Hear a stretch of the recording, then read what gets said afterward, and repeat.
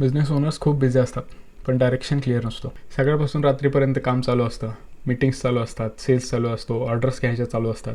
पण महिन्याच्या शेवटी ज्या वेळेला क्वेश्चन येतो की ग्रोथ काय झाली, त्यावेळेला उत्तर द्यायला बरीच लोक घाबरतात. कारण प्रॉब्लेम कामामध्ये नाहीच आहे, काम तर सगळेच करतात. प्रॉब्लेम आहे डायरेक्शनमध्ये. तुम्ही क्लिअर गोल्स सेट केलेत का? गोल्स अचीव करण्यासाठीच्या प्रायोरिटीज सेट केल्या आहेत का? तुमचं मार्केटिंग रँडमली करताय आणि त्याचा डाटासुद्धा तुम्ही रेग्युलरली चेक करताय का?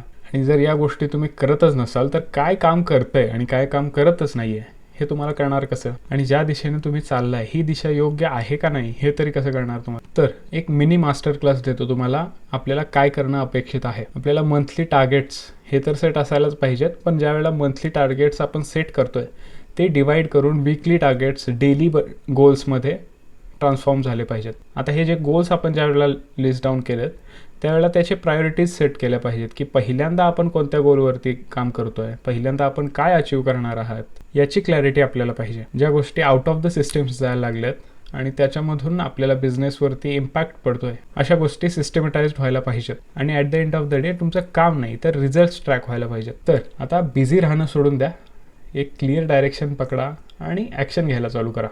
आणि जर या कोणत्या गोष्टींमध्ये मार्केटिंगमध्ये तुम्हाला जर काही प्रॉब्लेम येत असेल तर मी नक्की तुमची मदत करू शकतो.